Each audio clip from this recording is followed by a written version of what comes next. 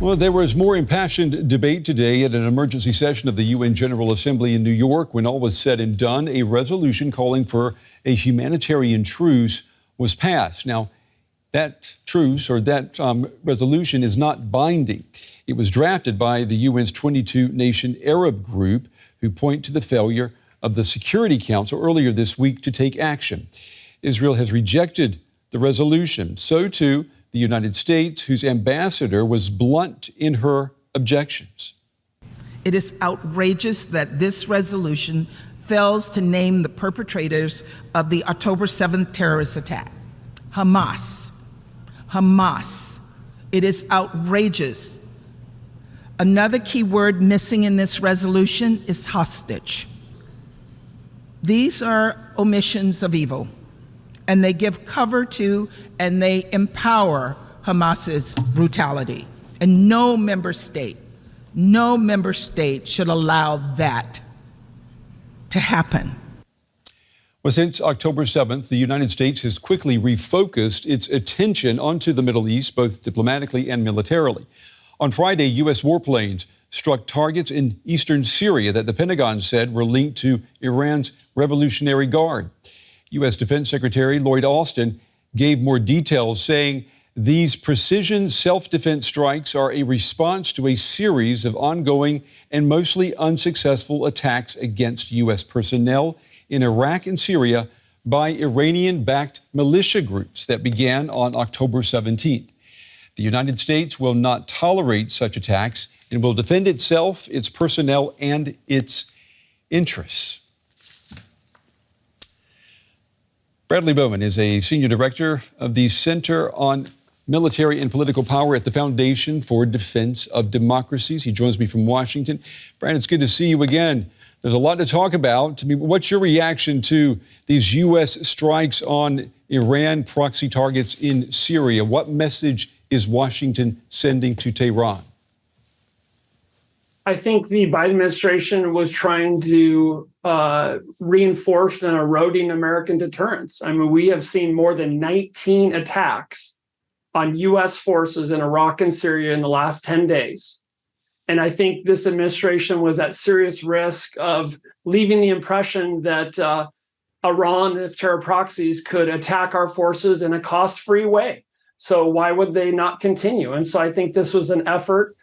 Clearly, they said so explicitly, to send a message to Tehran that there would be costs and there would be a response, and that this administration is prepared to defend U.S. forces and U.S. interests. But there's already reports that we've seen subsequent attacks following these, more of Iran's proxies attacking our forces. So it remains to be seen whether this attack was enough.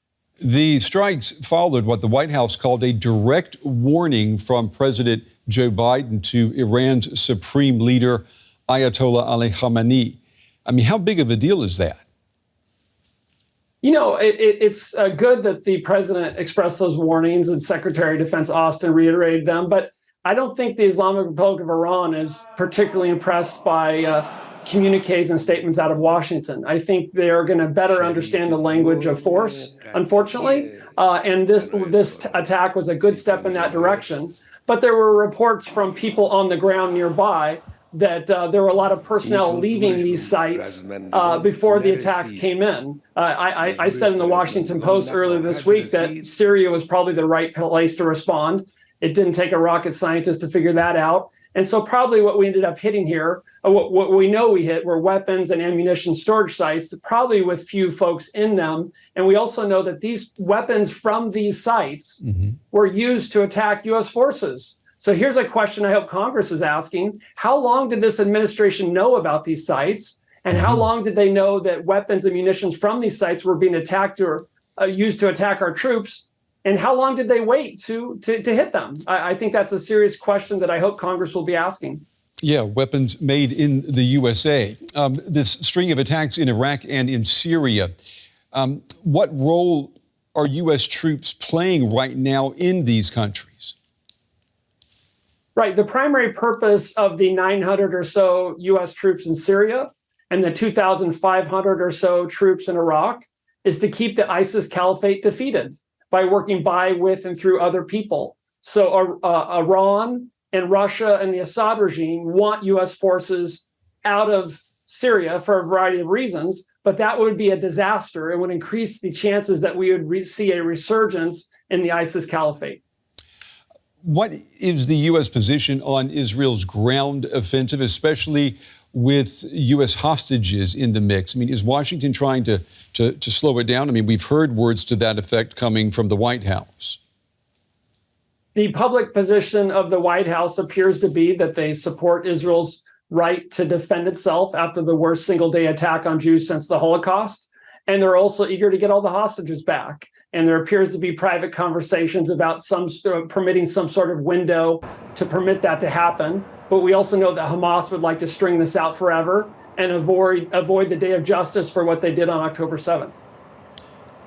What about the possibility of urban warfare going into Gaza? I mean, that has to be a nightmare for any commander, for any general. I mean, is that what the Israeli military has before it right now? Yes. Former U.S. Commander General David Petraeus, with experience in Iraq and Afghanistan, has called the mission set in front of the Israel Defense Forces, quote, fiendishly difficult, unquote. I think that's right because of the urban density there, because of Hamas's use of human shields, because of they've had many months, if not years, to prepare. They know the territory better than Israelis. We should expect booby traps, snipers, improvised explosive devices. This will not be quick and will not be easy depending on the scope of Israeli objectives. And before we let you go, if we look at the big picture here, to what extent has the United States been disengaging from the Middle East? And do you think that disengagement is over now? I think the United States has been trying to reduce its military posture in the Middle East for a long time. There's bipartisan consensus here that China is the number one threat, and we need to strengthen our capabilities in the Indo-Pacific.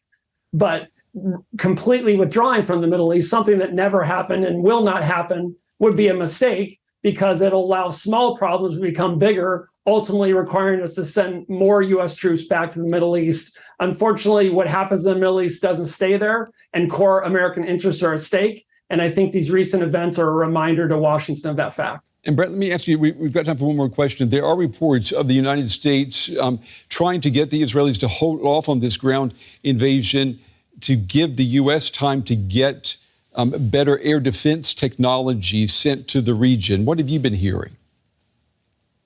The U.S. announced a few days ago that we were sending THAAD, Terminal High Altitude Area Defense batteries, batteries singular to the Middle East, and Patriot battalions. Those are fundamental because I would point your viewers to a January 2020 attack by Iran, where they used ballistic missiles on two bases in northern Iraq, and more than 100 Americans had traumatic brain injuries. And that was because there was no ballistic missile defenses in the area. And I think Washington wants to avoid a repeat of that horrible event.